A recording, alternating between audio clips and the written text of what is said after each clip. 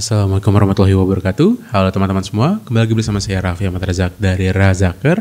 Dan kali ini kita akan membahas sesuatu yang sempat viral di Indonesia, yaitu gak jadinya pembangunan pabrik BYD di Subang akibat diganggu ormas, teman-teman.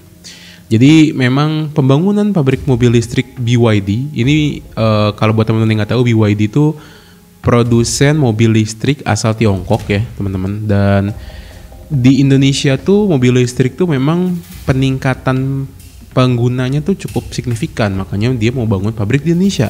Tapi ternyata ada ormas yang ganggu proses kerjasama ini serta pembangunan pabriknya, yang akhirnya mereka nggak mau untuk ngebangun di kita.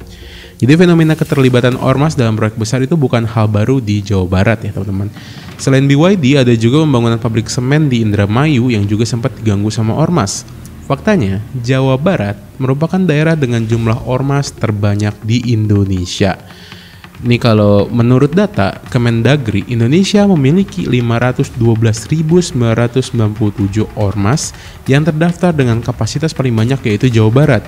Jadi Jawa Barat sendiri itu ada 832 ormas atau LSM. Terus Jawa Timur ada 827 ormas atau LSM. Lalu ada Kalimantan Selatan dengan 683 ormas, Jawa Tengah dengan 661 ormas, Sulawesi Selatan dengan 658 ormas, Nusa Tenggara Barat dengan 399 ormas, serta Riau dengan 390 ormas atau LSM. Ini adalah menjadi 7 provinsi dengan jumlah ormas atau LSM terbanyak yang jumlahnya lebih dari 300 lembaga, teman-teman. Nah, terus gimana tanggapan BYD? Meski ada gangguan, sebenarnya BYD Indonesia itu tetap optimis bahwa proyek ini berjalan sesuai jadwal dan ditargetkan beroperasi pada awal 2026. Luther itu selaku Head of Marketing, PR and Government BYD Indonesia mengatakan bahwa BYD tengah fokus dalam menjalankan komitmen untuk berinvestasi dalam bentuk pabrik di Indonesia. Perusahaan juga berupaya mempercepat proses pembangunan pabrik tersebut. Proyek pabrik BYD di Subang tetap menjadi investasi strategis dengan nilai mencapai 11,7 triliun rupiah. Pabrik ini diproyeksikan memiliki kapasitas produksi hingga 150.000 unit mobil listrik per tahun, menjadikannya pusat industri otomotif berbasis listrik terbesar di kawasan.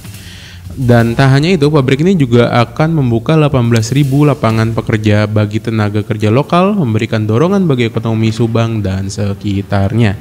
Jadi jangan sampai ini benar-benar gak jadi dibangun karena diganggu ormas. Dan akhirnya pemerintah Indonesia itu membentuk Satgas Penanganan Premanisme dan Ormas. Jadi Menteri Koordinator Bidang Politik dan Keamanan Budi Gunawan mengatakan pemerintah telah resmi membentuk Satuan Tugas atau Satgas Terpadu Operasi Penanganan Premanisme dan Organisasi Kemasyarakatan. Tujuan pembentukan Satgas ini adalah untuk menjaga stabilitas nasional dan memberikan kepastian hukum atas persoalan ormas yang meresahkan dan mengganggu investasi. Ormas meresahkan itu seperti yang kita ketahui ya, ada beberapa ormas yang bermasalah dan terkenal, teman-teman. Dan ini mengganggu iklim investasi dan menurunkan kepercayaan dunia terhadap Indonesia.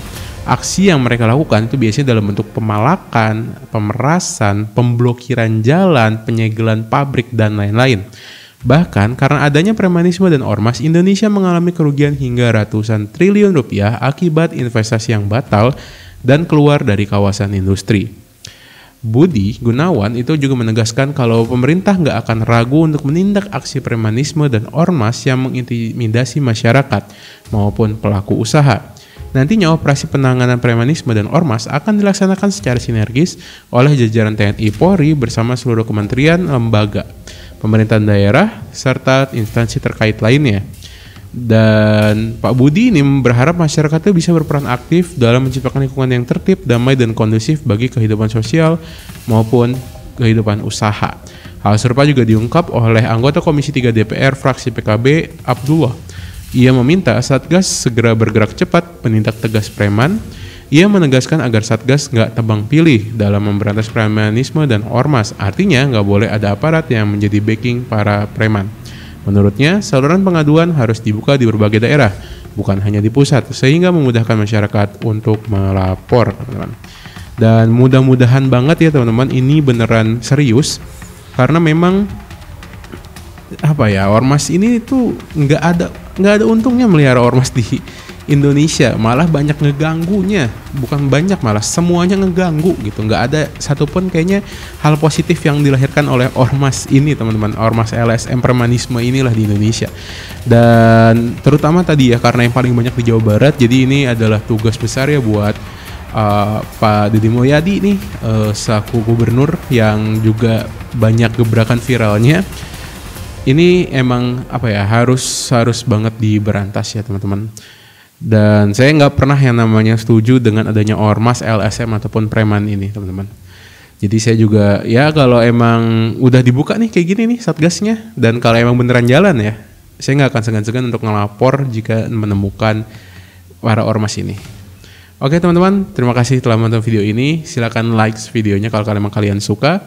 Dan silakan tinggalkan pendapat kalian mengenai ini di kolom komentar, serta share ke sebanyak mungkin orang agar literasi orang Indonesia semakin meningkat. Terima kasih, nama saya Raffi Ahmad Razak, izin pamit undur diri, mewakili Razaker. Assalamualaikum warahmatullahi wabarakatuh, sampai jumpa.